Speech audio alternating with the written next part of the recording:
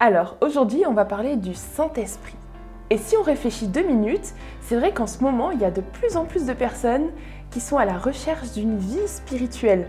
Beaucoup cherchent à être dans une harmonisation du corps, de l'âme et de l'esprit, en étant même parfois à l'écoute de quelque chose de plus grand que soi. Bref, beaucoup cherchent un apaisement de leur esprit. Mais dans la Bible, comment Dieu parle de notre esprit? Jésus dira: reconnaissez votre pauvreté spirituelle. Dur constat, non? Aujourd'hui, on vous propose de découvrir qui est l'Esprit de Dieu qui peut combler justement cette pauvreté spirituelle qu'on cherche tant à combler en ce moment. On peut donc se demander qui est le Saint-Esprit finalement. Premièrement, j'aimerais commencer par dire que le Saint-Esprit est un merveilleux cadeau de Dieu. Jésus lui-même, le héros de la Bible, a dit qu'il était préférable qu'il quitte la terre afin que le Saint-Esprit vienne. Le Saint-Esprit est donc une personne. Il est Dieu lui-même. C'est l'Esprit de Dieu et il agit puissamment dans la vie des croyants. L'Esprit est la présence même de Dieu en nous. C'est pas incroyable ça? Pour tous ceux qui croient ce que Jésus-Christ a fait pour eux, le Saint-Esprit leur est offert.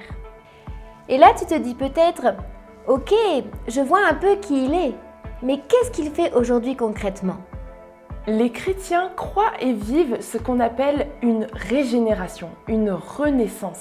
En fait, lorsque le croyant reconnaît sa pauvreté spirituelle, c'est-à-dire son manque de Dieu dans sa vie, et qu'il croit que c'est Jésus qui peut le sortir de cette condition, le Saint-Esprit vient vivre à l'intérieur du croyant et ressuscite cette partie de nous qui était spirituellement morte.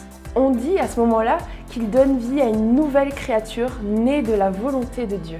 Il est celui qui renouvelle notre intelligence et qui nous transforme de l'intérieur de progrès en progrès pour ressembler de plus en plus à Jésus-Christ.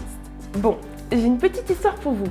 Lors d'un club enfant sur la Bible, une monitrice parlait de Jésus et un des enfants a dit une phrase, vous savez qu'on répète souvent cette phrase qui dit: mais attends, ce que tu racontes là, c'est pas un lavage de cerveau?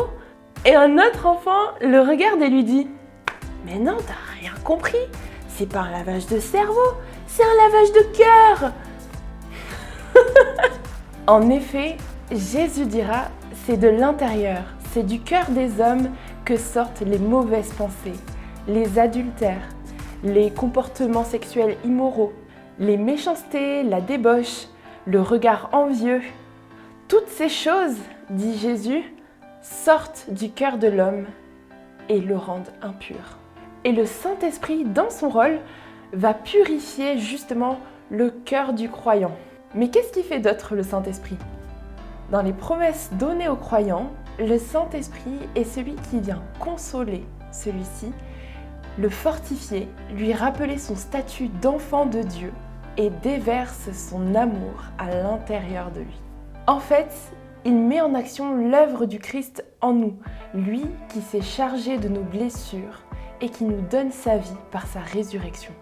Dans ses autres fonctions, le Saint-Esprit est aussi celui qui révèle, qui instruit, qui guide, qui aide le croyant. En fait, il est celui qui permet au croyant d'être attentif à l'enseignement de Dieu. Et avec toutes ces choses, le Saint-Esprit va produire dans la vie du croyant ce qu'on appelle dans la Bible de bons fruits, c'est-à-dire l'amour, la joie, la paix, la douceur, la patience, la bonté, la maîtrise de soi et aussi l'unité. Mais tous ces fruits, ces bons fruits que ça produit, on vous les expliquera dans une prochaine vidéo. Et toi alors? Pour toi, qui est le Saint-Esprit? Prends-tu soin de ta relation avec lui? Le laisses-tu te transformer? Et si tu ne connais pas le Saint-Esprit, te rends-tu compte du trésor merveilleux que Dieu t'offre? Et ce qui est superbe pour recevoir ce trésor, c'est qu'il te suffit seulement d'accepter Jésus dans ta vie.